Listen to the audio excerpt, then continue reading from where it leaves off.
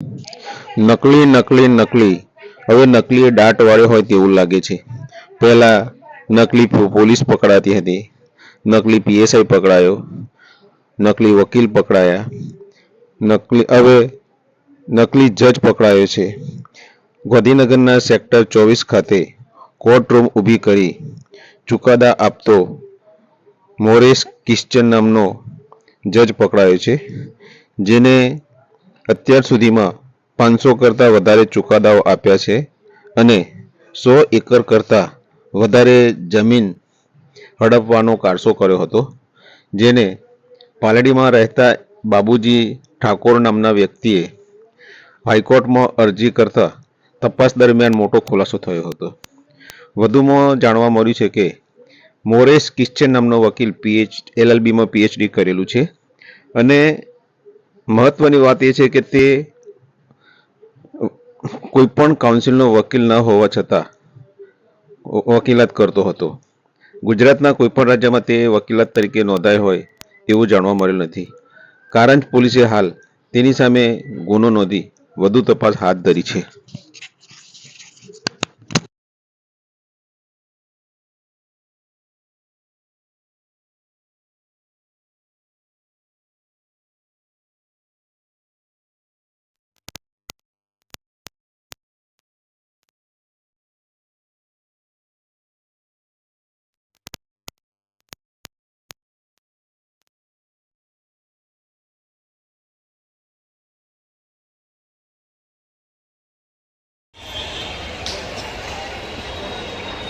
हाँ, आरोपी है, उसका नाम है मोरिस सैमुअल क्रिश्चियन।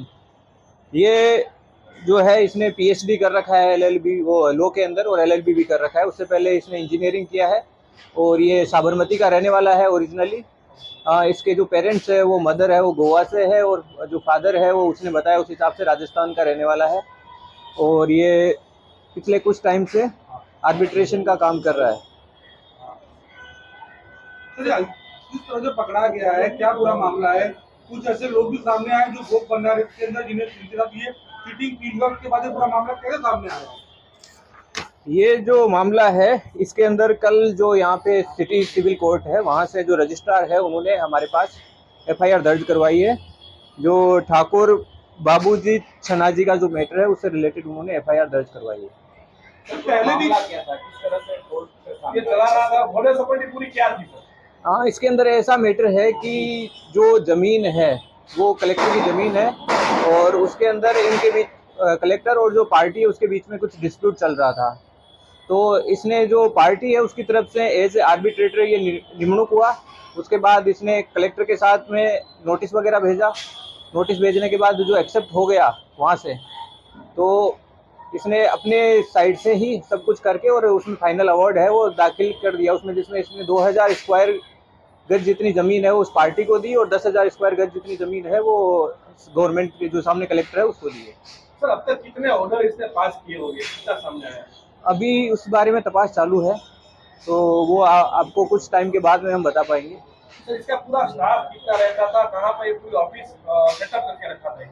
अभी तो हमारे पास ये इंडिविजुअली मिला है, इसके बाद हम तपास करेंगे क्योंकि अलग अलग मैटर है वो अलग अलग आदमी इसके पास लेके आते होंगे, और जो मैटर लेके आते हैं उसके हिसाब से कौन सा मैटर लेके आते थे ये स्पेसिफिकली टारगेट करते थे। जो एएमसी और जो कलेक्टर है उनके जो ज़मीन है उसका मैटर को ये टारगेट करते थे।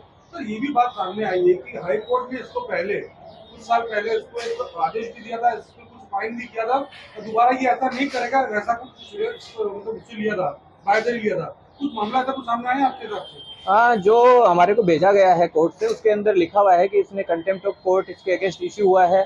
इसका पास्ट का जो है वो क्रिमिनल हिस्ट्री भी है, जिसके अंदर 2015 के अंदर इसने जो सेक्टर 21 और 24 गांधीनगर है वहाँ पे इसने ऑफिस रेंट लिया था, और इसमें 2015 में इसके अगेंस्ट मणिनगर में एक एफआईआर रजिस्टर हुई है जो चीटिंग की है। उसके बाद उससे पहले 2012 में चांदखेड़ा में, और क्राइम के अंदर 2007 में भी एफआईआर रजिस्टर हुई है। तपास अब कौन सी दिशा में की जाएगी, क्योंकि सर वो एक बहुत बड़ा मतलब मास्टरमाइंड है, उसकी मोडस ऑपरेंडी अलग है, कौन कौन से मुद्दे ध्यान में रखे जाएंगे? ये मेजोरिटी जो है वो सिविल मैटर्स है। सिविल मैटर्स के अंदर जो तपास है वो जो कागज बनाए हैं उसने उसी के ऊपर चलती है। तो हम जो भी उसने कागज बनाए हैं, जो भी उसने ऑर्डर इशू किए हैं, जो भी अवार्ड इशू किए हैं आर्बिट्रेटर तरीके, उनको हम तपास करेंगे उसमें क्या किया है उसने, कितने लोगों के साथ मिला हुआ रहा है, और उसके बेसिस पे हमें जो भी चार्जेस उसके अगेंस्ट होंगे उसके हिसाब से चार्जशीट की जाएगी। सर, ये कितने साल से इस प्रकार से काम कर रहा था, कुछ ऐसा ध्यान में आया? पूछपरछ में ऐसा पता चला है कि 2002 में इसने LLB की डिग्री ले ली थी, मतलब उसके बाद ये लॉयर तरीके काम कर रहा है। बाकी पार्टियों को क्या बताता, खुद जज है ऐसा बताता था, क्या बताता? ये ऐसा अभी कुछ भी तपास में सामने आया नहीं है, जब आएगा तब उसके बाद में बता सर, पाएंगे। इसकी प्रॉपर्टी कितनी है अभी? क्या कैश बैंक अकाउंट कुछ अपने चेक किया है? ये हमने कल शाम को इसको अरेस्ट किया है, तो अभी इस चीज़ में टाइम लगेगा, जो है इन्फॉर्मेशन है वो इकट्ठी की जा रही है, एक बार आ जाएगी तो आप लोगों के साथ शेयर कर दी जाएगी। प्राथमिक पूछताछ की गई होगी। केस या तो क्लाइंट खुद ढूंढता था या फिर उसकी टीम मदद करती थी, क्या करते थे? नॉर्मली सिविल मैटर्स में ऐसा होता है कि जो एग्रीव्ड पार्टी होती है वो ढूंढ रही होती है कोई एडवोकेट उसको मिल जाए जो उसको सपोर्ट करे, जो उसके केस को चलाए और उसको न्याय दिलाए। तो लोग सजेस्ट भी कर देते हैं, कई बार एक्टिवली भी परस्यू किया जाता है। इस केस में कैसे होता था वो हम तपास कर रहे हैं। सर, ये खुद की पहचान क्या बताता था लोगों को, क्या कहता था? ये लोगों को आर्बिट्रेटर तरीके ही अपनी पहचान बताता था और बोलता था कि मैं आर्बिट्रेशन करवा दूँ। सर, प्राथमिक पूछताछ की गई है, क्या पूछताछ हुई और क्या बता, वो क्या रहा है आपने बेसिक? वो यही बता रहा है कि मैं आर्बिट्रेटर तरीके जो इंडियन काउंसिल फॉर आर्बिट्रेशन है उसका मैं मेंबर हूँ और मैंने आर्बिट्रेटर तरीके ही ये काम किए हैं, जो भी काम किए हैं। सर, जो केस दर्ज हुआ है उसका फैसला या जो भी उसने उस वक्त हुक्म पास किया था वो कब किया था, और कोर्ट को इस बात का जब पता चला कि उसने पूरा फ्रॉड किया हुआ है या उसको सत्ता नहीं होने के बावजूद उसने फैसले सुनाए?